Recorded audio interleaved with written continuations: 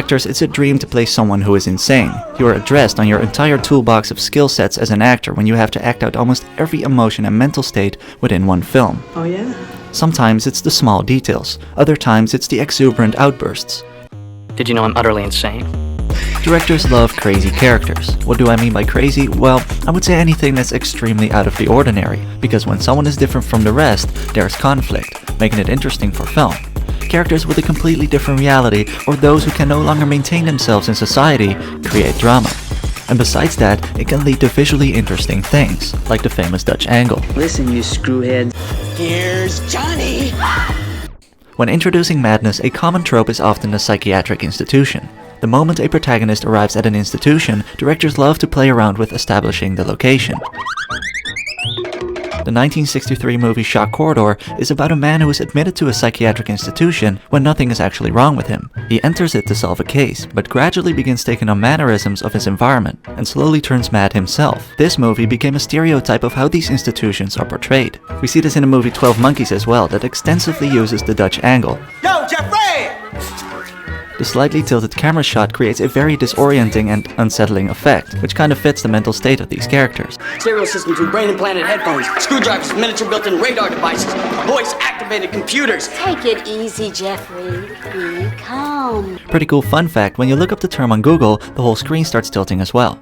But on a serious note, individuals who are hospitalized for a long period of time undergo behavioral changes and start to mimic their surrounding. This concept is sometimes referred to as shock corridor disease because it influenced a few movies with similar themes, one of which is Shutter Island. And boy does this movie have a plot twist. The 2019 Joker is a variation on this trope, someone who develops psychological problems which eventually turns south. But the difference is he doesn't go to an institution to be admitted, he goes there to collect information about someone who was admitted there. Through his conversation with an employee, it becomes clear that he is not entirely psychologically healthy either. Was found guilty of endangering the welfare of her own child. The documents are from his mother, and the employee realizes that Arthur Fleck is her son. What? Joker drew a lot of inspiration from Taxi Driver. If there ever was a film made about someone who really goes over the edge, it would be Taxi Driver. Not only is it about someone going insane due to PTSD from the Vietnam War, You talking to me? it's also about loneliness. Travis becomes gradually more isolated, working long night shifts as a taxi driver. Loneliness has followed me my whole life. Everywhere. And from his monologues, we can make up that he's about to make some rigorous changes in his life. Here is a man who would not take it anymore. A man who stood up against the scum. From now on, it'll be total organization. Every muscle must be tight.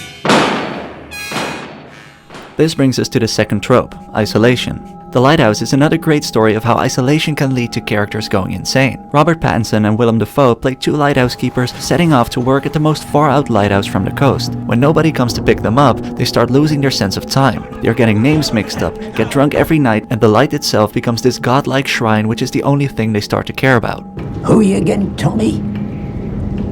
I'm probably a figment of your imagination. This rock is a figment of your imagination too.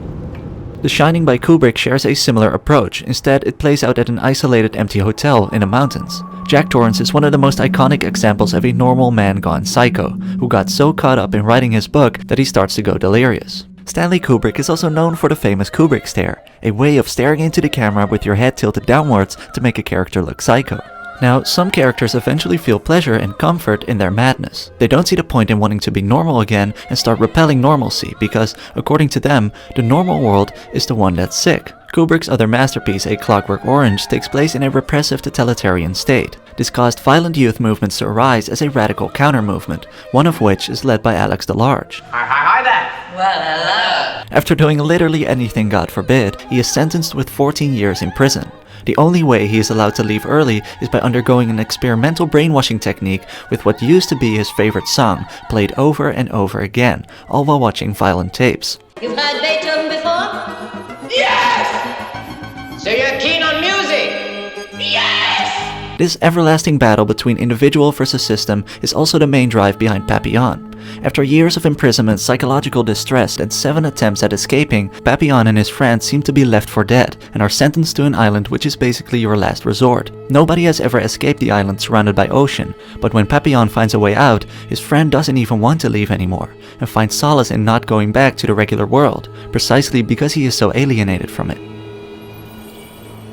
I need to stay. For the same reason you have to go. I belong here. There's this one scene in One Flew Over the Cuckoo's Nest that shows how despite all the limitations of a system, sometimes all it takes is a little bit of creativity to get that taste of freedom. Jack Nicholson plays this sort of free spirit among the mentally ill, because he himself faked his illness so he didn't have to go to prison. In the asylum, they want to watch a simple baseball match, but they are not allowed to. Jack doesn't accept that, so he pretends the game is on and starts acting it all out, causing everyone else to join. He's in there, he's safe! It's a double, he's in there, Martin! Look at Richardson! It's a home run! Gentlemen, stop this! Stop this immediately!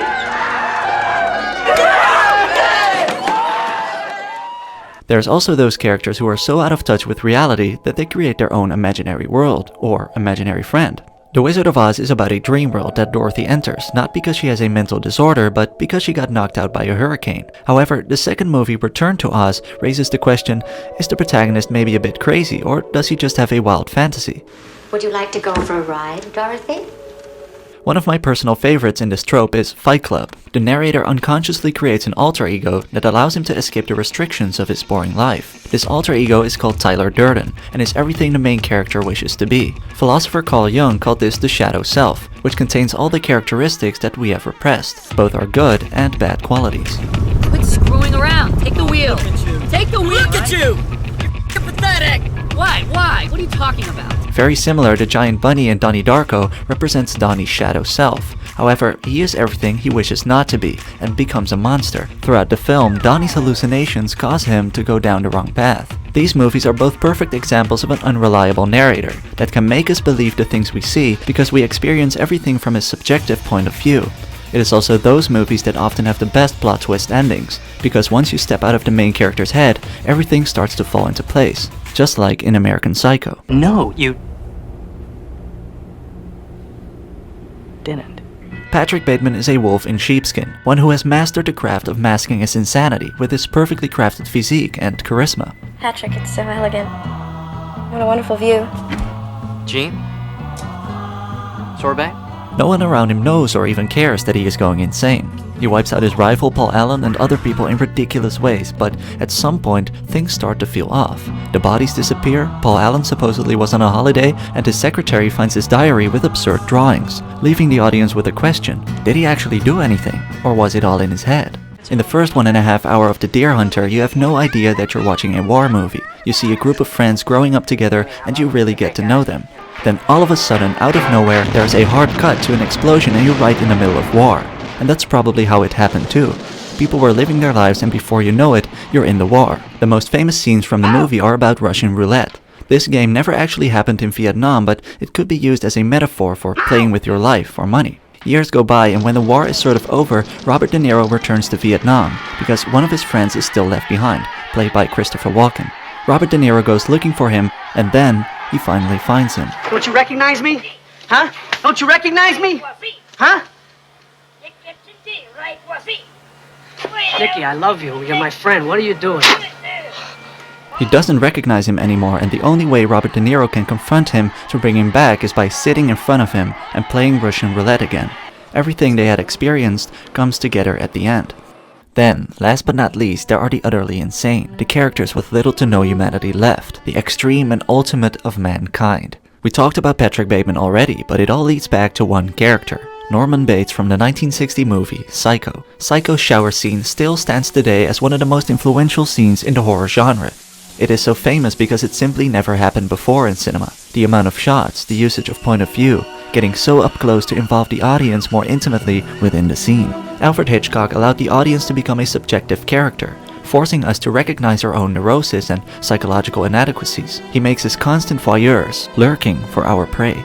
From that point on, murder was going to be an acceptable part of entertainment, said American Psycho novelist Bret Easton Ellis, and this has paved the way for many modern psychos. Lou Bloom in Nightcrawler is a man so driven by becoming the most successful cameraman for the news stations that he not only films the crime scenes, he invades them. He front-runs them, and eventually even causes them. He will literally manipulate and sabotage anybody, even his own intern. The ad didn't say what the job was? It's a fine opportunity for some lucky someone. To make sure that he gets out as the top predator. These characters often have their own laws and moral codes, like Anton Chigurh in No Country for Old Men. They once showed all the Psycho movies to people who really know about them, and they pointed to this film as the one that comes closest to the truth. The famous coin flip scene shows that Anton leaves everything up to faith. Heads, you live. Tails, you don't. What's the most you ever lost on a coin toss? Sir? The most you ever lost on a coin toss? I don't know. I couldn't say. In the movie 7, John Doe is working on his magnum opus, his life's work to eradicate those who represent one of the 7 deadly sins. Kevin Spacey delivers such a stone-cold and eerie performance when he confesses the last sin with a straight face. Seems that envy is my sin. Oh, what's in the box? What's in the f***ing box? He just told You lie! You're a f***ing liar! Shut up! That's what he wants. But the most famous one in film history is probably Hannibal Lecter, played by Anthony Hopkins. Again, we see the trope we talked about at the beginning of entering the institution, but not only are the people here crazy, they're also dangerous. Everybody else is behind bars, but Hannibal is behind glass. Why glass? Well, there comes a moment when the camera is so up close that it looks like he can just step out of his cage and grab her. That glass wall becomes invisible. During their dialogue, the shots are framed closer and closer. We start off wide, then medium, then close, and eventually extreme close, to the point where he's standing right in front of you. For it's no coincidence that so many Oscars have been won by actors who had to play someone with a mental disorder or who became insane. And the Oscar goes to Anthony Hopkins and The Silence of the Lambs. Jack Nicholson and One Flew Over the Cuckoo. Brad Pitt, 12 Monkeys. Joaquin Phoenix, Joker. Javier Bardem in No Country for Old Men. Thank you to the Coens for being crazy enough to think that I could do that and put one of the most horrible haircuts on history over my head. So I guess that's enough madness for today.